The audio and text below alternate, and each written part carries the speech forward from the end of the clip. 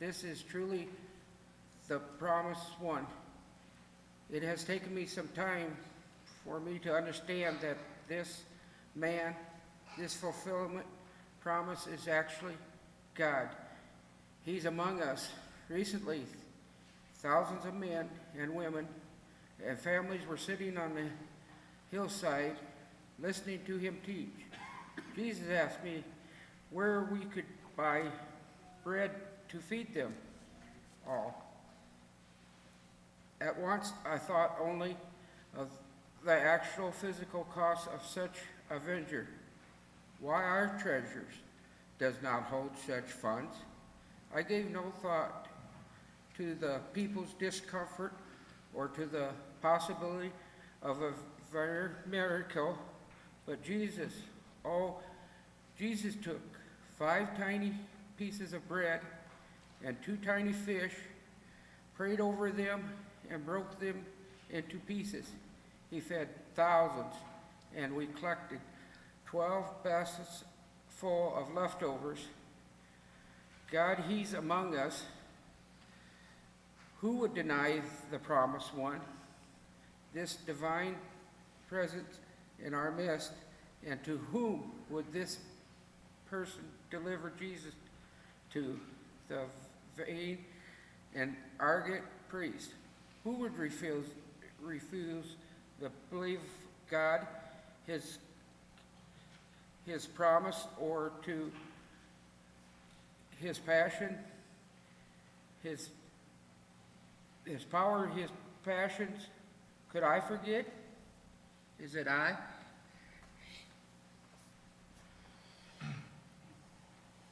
His hands, carpenter hands, rough, weathered hands, yet so gentle and loving. His hands reached out and touched a leper, and the disease was erased from his body. His hands reached out and touched Peter's mother-in-law, and her fever disappeared. His hands reached out and lifted Jairus' daughter from her deathbed. His hands have opened the ears of the deaf and the eyes of the blind, and mended the bones of the lame. Countless infirmities, illnesses, and deformities gone. His hands reached out, blessing little children when others would have turned them aside. His hands reached down, pulling Peter from a churning sea that would have swallowed him. His hands, blessing and breaking bread, folding in prayer. Such simple gestures, and yet so profound. His hands have shown mercy and kindness, and given love and healing. Those hands that served me, Thaddeus, and his brothers, and worshipped his Father, they are the hands of God in this very room. All of us have received a blessing from his hands. All of us have seen the miracles that they have performed. Who could betray him into the hands of an enemy? Will I, Thaddeus, betray you? Is it I?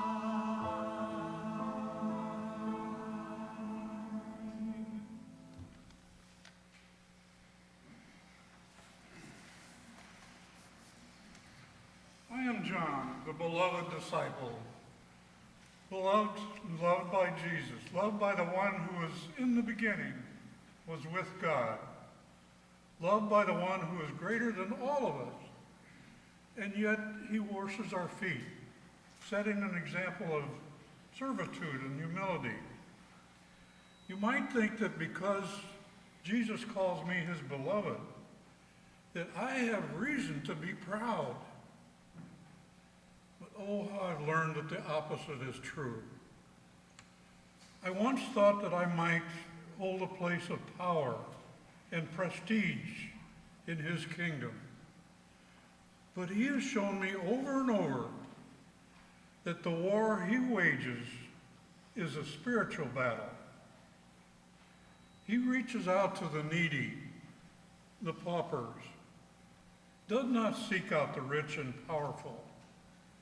He dines in the homes of sinners and common people, not the elite. I have seen him equally befriend a well-known Pharisee and an immoral woman, forgiving them both.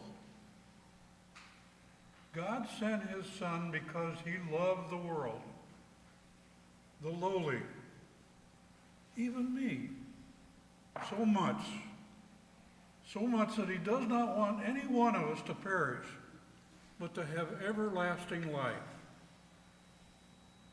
This Jesus, he is the way, the truth. He is life.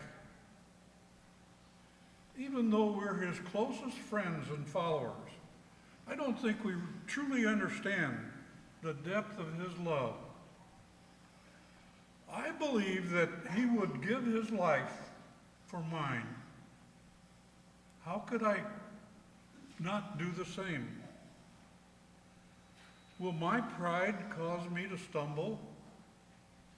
Will I betray him? Could I? Is it I? I've been listening to Jesus speak around this table, and I simply do not understand. Words meant to comfort, but words met with confusion and misunderstanding. Talk of betrayal met with incredulity and suspicion. Where is he going?